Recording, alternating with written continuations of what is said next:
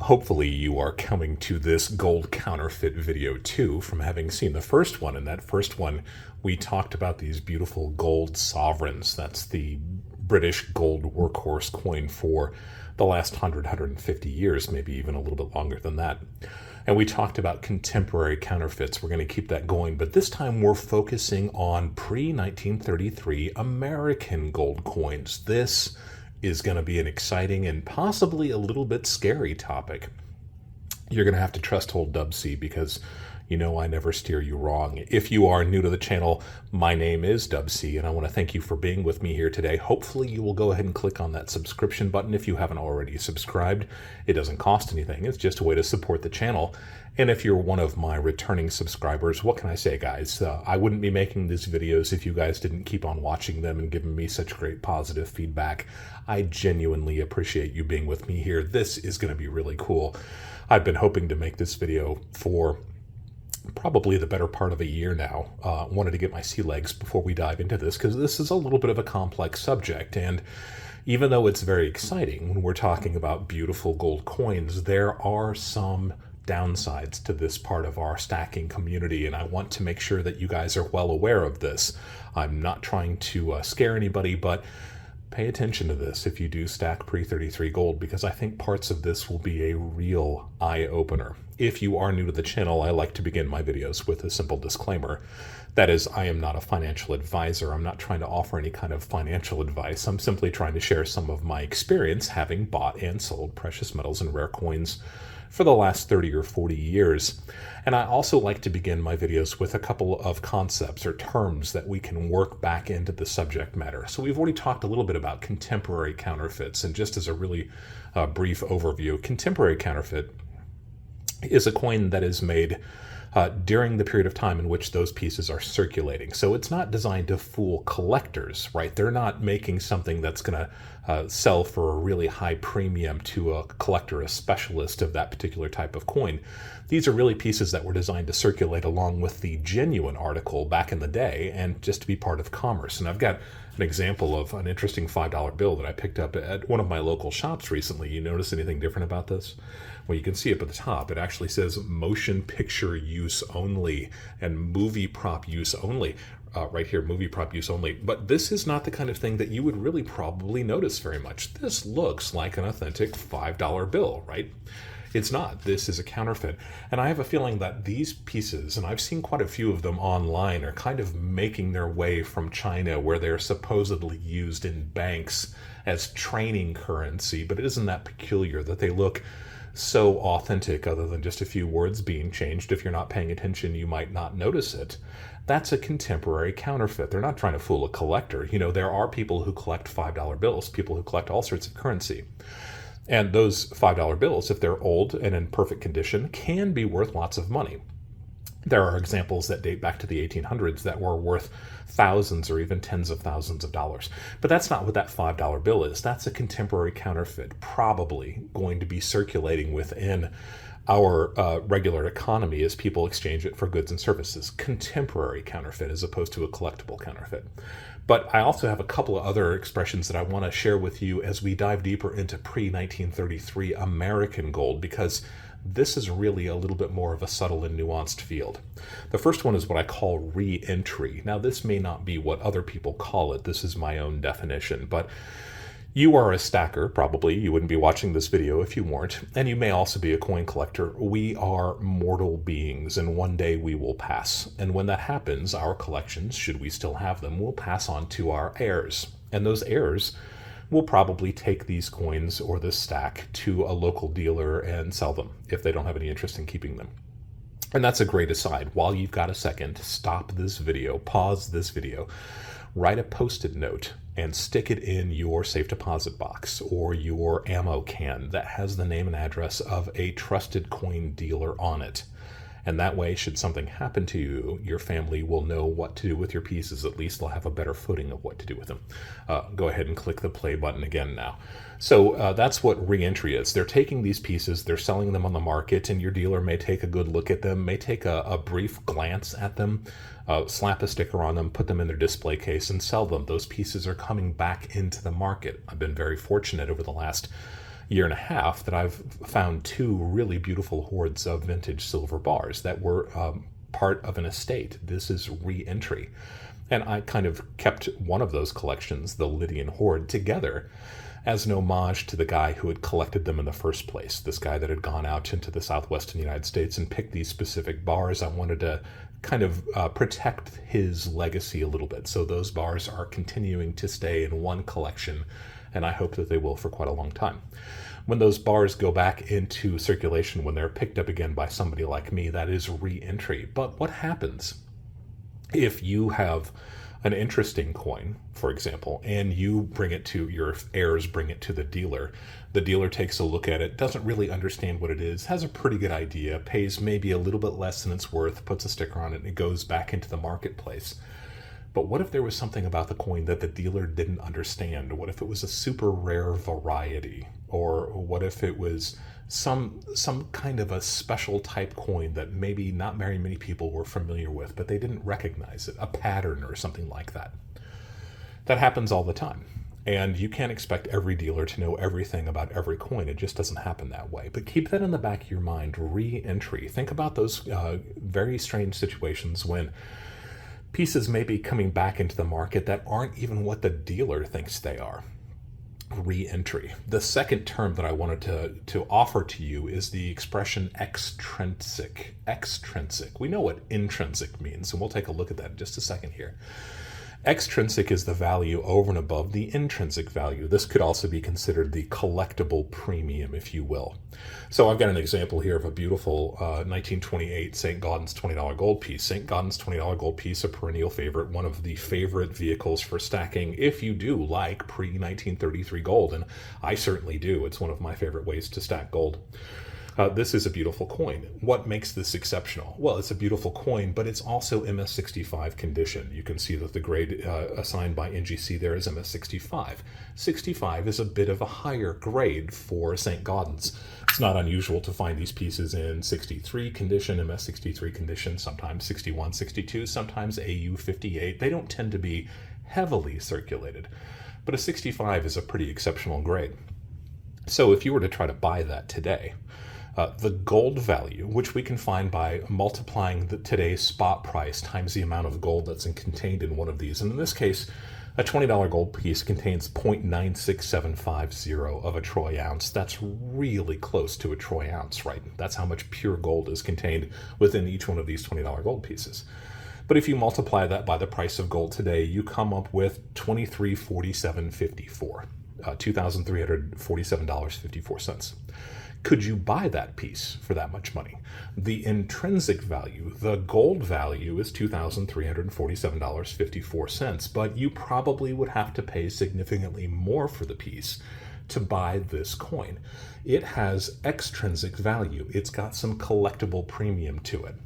So while it's got $2347.54 in gold, you might have to pay $25, $26, maybe even $2,700 for this piece. So it's got a collectible premium and extrinsic value that is several $100s. Extrinsic value, we'll see that again a little bit later in the video too, plays a pretty important role in what we're going to be talking about. So what we're going to be talking about here, we're going to be talking about contemporary US gold counterfeits. We already talked about counterfeits, contemporary counterfeits, especially when we're talking about those sovereigns or maybe even this contemporary $5 bill counterfeit. We're going to talk about modern gold counterfeits, and by that I mean pieces that were released maybe in the 1950s, give or take 10 or 15 years. And then I'm going to give you some examples to take a look at, and then we're going to go back and kind of look at how that plays into some of the concepts that we've talked about, and I'm going to give you a little bit of information that you could use to kind of protect yourself. We may break this video up into a couple, because this is going to be a long haul, but it's going to be a good one, I promise you. So contemporary U.S. gold counterfeits. We talked about this T.G. Simmons improved sovereign balance in the last video. That was this really neat bronze piece or brass piece dating probably 1870s, 1880s, somewhere in there. There was an equivalent in America, and that piece was at John Allender's gold coin scale. I'll show an image of one of those here. Now, there were probably lots and lots of devices that were very similar, worked on very similar principles, but you can see from the image that there are very strong similarities between that piece and the British piece. There is a gauge where the gold coin drops through.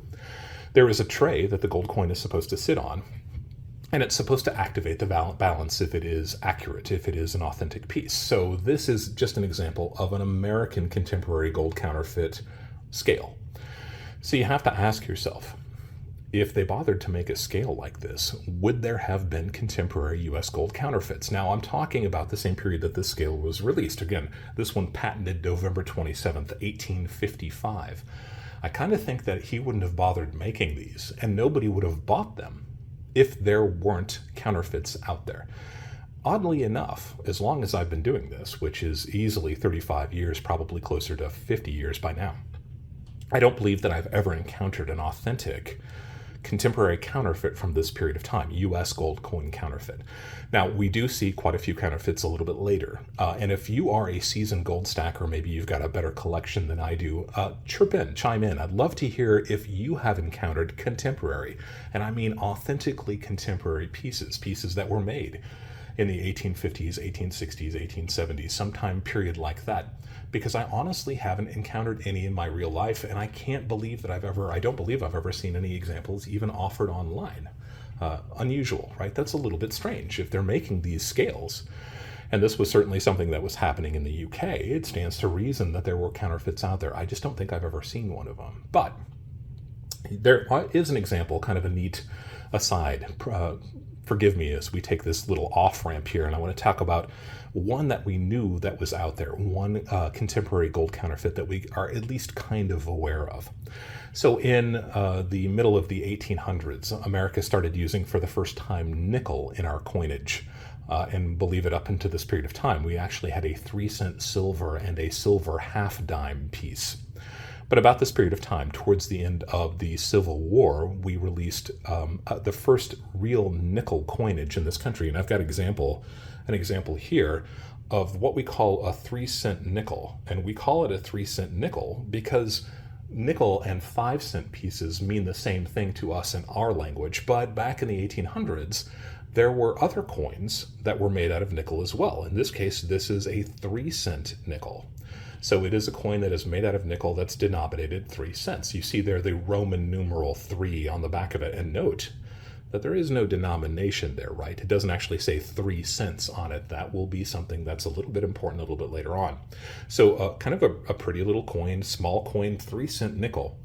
And we also had what we collectors called a shield nickel. That was really the first nickel that was made. Started making it in 1866, and we stopped making it in 1883 with the introduction of a new type of nickel.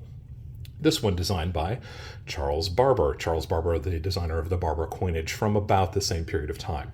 So this was a 5-cent nickel. I know it's kind of redundant for us now, but this was to delineate it, to differentiate it from the 3-cent nickel earlier.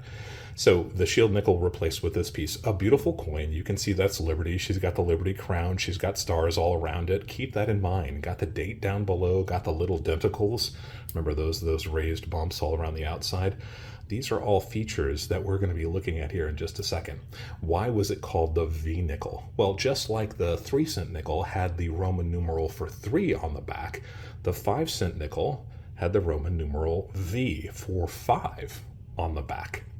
So we started making these in 1883, and for the first half of the year, we cranked these out, and they were seemingly pretty well received. It's a beautiful design. The shield nickel, a little bit strange looking, honestly, from a 21st century perspective, and I wonder if it just wasn't that successful a coin back in the day.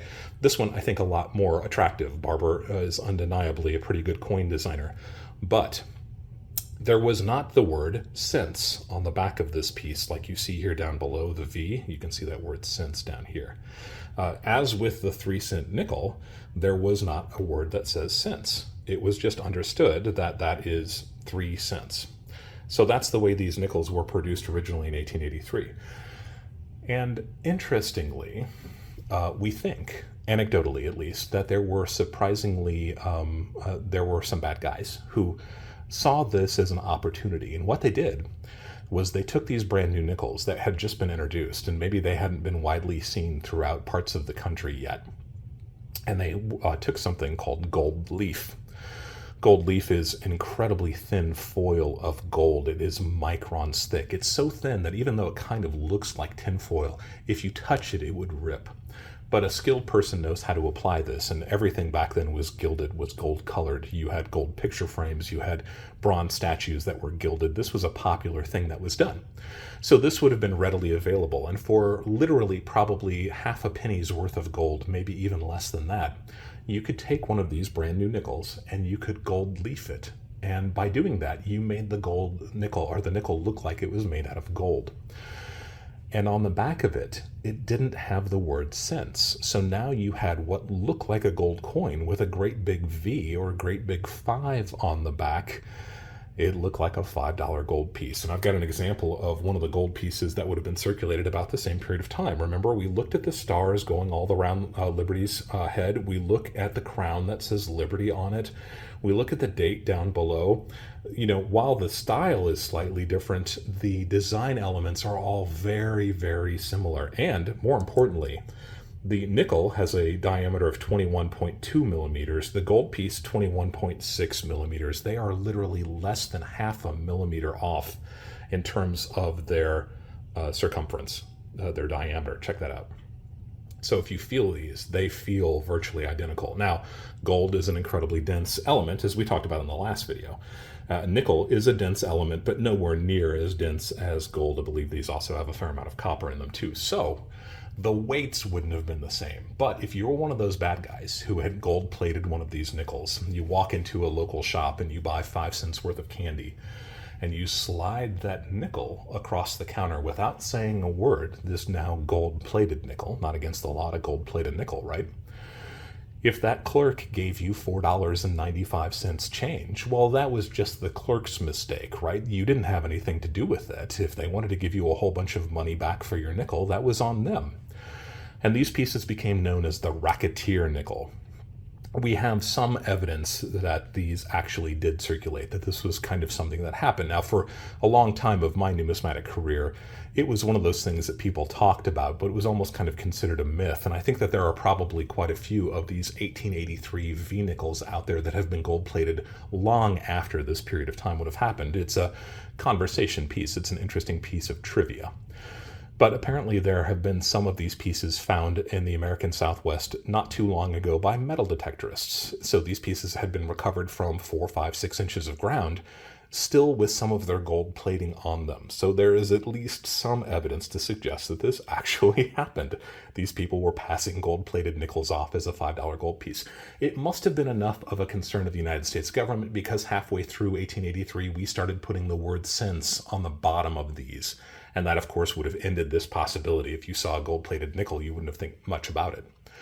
But for some period of time, these were conceivably passing as $5 gold pieces. And one of those Allender scales would have been pretty handy, right? If you had an Allender scale, you could test it against this and you would have found out immediately that because gold is so much more dense, the gold $5 piece, this one, 8.35 grams versus 5 grams for the nickel. It wouldn't have even been close on a scale. So just a little bit of an aside, there was definitely some circulating questionable coins at the time. I just don't think I've ever seen them besides these Racketeer nickels. So that brings us from the contemporary period, where I don't think they were very evident, to maybe a more modern period. And this was where things get a little bit tricky. So America in 1933, we were all under Executive Order 6102. Recall that that was FDR's executive order that banned private gold ownership. And I want to stop here again a little bit. I know I harp on this a lot if you've seen my videos, but I'm still seeing this reflected within the community. I'm still seeing comments from people who say, pre-33 gold is legal to own and would never be confiscated. That's not true. They say that pre-33 gold was completely confiscated by the United States government. That also is not true. The executive order that FDR issued was to recall gold certificates and gold bullion. But, and I'm going to quote the exact article here, gold coins having a recognized special value to collectors and gold coin and gold certificates in an amount not exceeding in the aggregate $100 belonging to any one person, still allowed, right? So every person in the United States could own $100 in circulating gold coins. We've got 2 $20 gold pieces and a $10 gold piece here. That's only $50. So you can imagine you could have twice as much gold as you see here in these 3 slabs, and it would still be completely legal. And I contend that not many Americans have 5 ounces, because each one of these $20 gold pieces is right about an ounce of gold. Very few Americans have 5 ounces of pure gold to this day.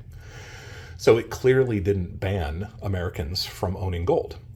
And you could also, according to this, have coins with a recognized special value to collectors of rare and unusual coins. That's from the actual presidential decree. So you can see that there was a pretty big loophole here, and that will come to play a little bit later also. And I've got some examples I want to touch on first, and we're going to probably end this towards the end of these examples because I want to keep this fresh in your mind. I want you to concentrate on these pieces. This is really going to be fascinating, I think. You've seen me use the Sigma before, and I'm just going to give you a really quick kind of update on how this works. The Sigma is not an XRF. You can't simply put something on the Sigma and have it tell you what it is. The Sigma has limited presets that you must use. So there is a preset for pure gold. There is a preset for 22 karat gold. There is a preset for 90% gold. And if it's not one of those things in the middle of those presets, it can't really detect it very well. You must use one of those presets. So you have to set the Sigma for what you think your item is. And then the Sigma will either agree or disagree with what you have. So it's important to remember, like I said, some of the misinformation that I've seen about pre-33 gold.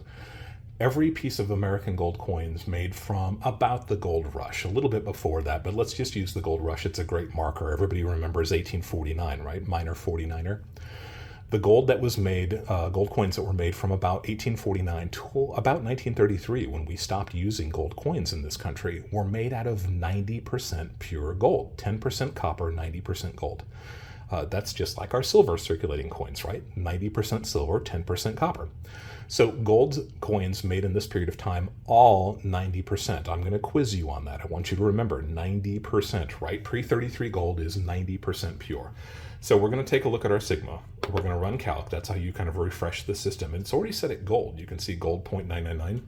We're going to go ahead and use the wand on some of these pieces. And the wand just allows you to look at a smaller sample of gold. So we're going to use gold. We're going to go down to 90% gold, right? Like I said, all of these pieces are supposed to be 90%. And we're going to start over here with these $2.50 gold Indians, one of my all-time favorite American gold coins. That is just a beautiful design. And we're going to try and see where it falls.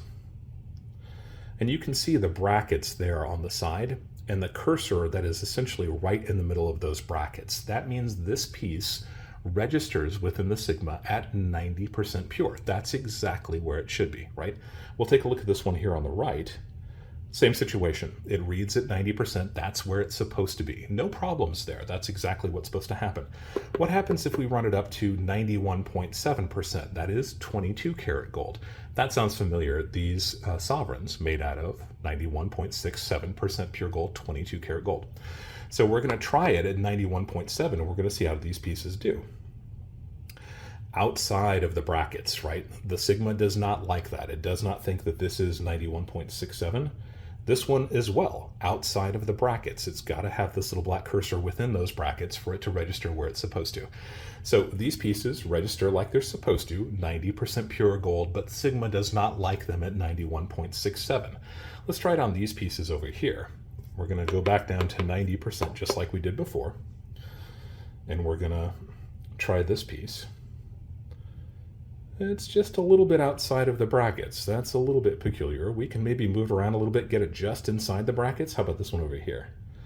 Same thing, just at the very bottom. So that's not that alarming. Like there's nothing that would definitively tell us that these pieces are really questionable, but we might want to take a closer look at them.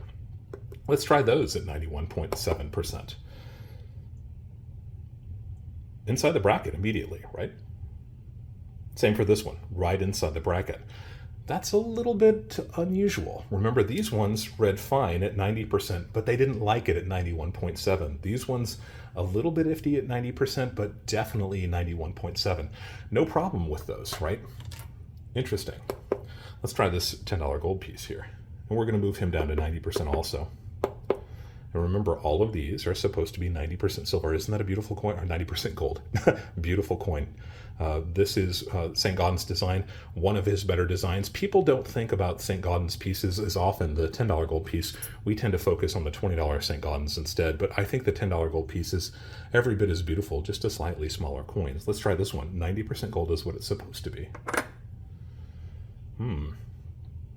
Well, that's a little bit outside the brackets. And we can move the coin around a little bit, see if it gets a little bit closer. We can even flip it over and see where it's supposed to be. That's a little bit peculiar. That's a little bit strange. Something is going on here that doesn't quite make sense. But we tried the other ones at 91.7, right? So let's try this one at 91.7, 22 karat, and see what happens. Smack dab in the middle. Right in the middle of the cursor. The cursor is smack dab in the middle of those brackets. The sigma is telling us, without a question, that this piece is 91.67% pure gold. We like that, right? We like knowing that this is solid gold. The problem is that it's not supposed to be 91.67%. Like I said, all of these pieces are supposed to be 90% pure gold. So what does it tell us? That these two pieces read perfectly fine at 90%, but they weren't reading very well at 91.67, and that's understandable. They're not supposed to. These two pieces were not reading very well at 90%, and they read perfectly fine at 91.67. This piece did not ring well at all at 90%, but it read spot on at 91.67% pure. That's the question. Something is going on here, something that's going to require a deeper dive. So keep that in mind. Keep that point in mind. We're going to come right back to this in part 3 of this series, because I see that we're already at almost half an hour for this. And we'll talk about exactly what those sigma readings mean and how these potential counterfeit coins came about in the first place. I think you're really going to enjoy this. If you have any questions about the pieces that we've talked about so far in this 3 or maybe 4-part series, leave a question down below. I'd love to see your questions. As I'm fond of saying, if you have a question, there's probably somebody else who has that same question. Let's go ahead and see if we can answer that question for everybody. If you have suggestions or comments about other videos or even video series you'd like to see me make, by all means leave that comment down below. I'd love to be able to take a look at the possibility of making a video, and I will give you a great big shout out if we do decide to make a video based on your suggestion. If you haven't yet subscribed to the channel, go ahead and click on that subscription button. Love to have you be part of this community, and I hope you'll come back for part 3 and maybe even part 4 of this video series. And as always, I want to thank you for allowing me to be a part of your journey as we go deeper into the world of coins and physical precious metals.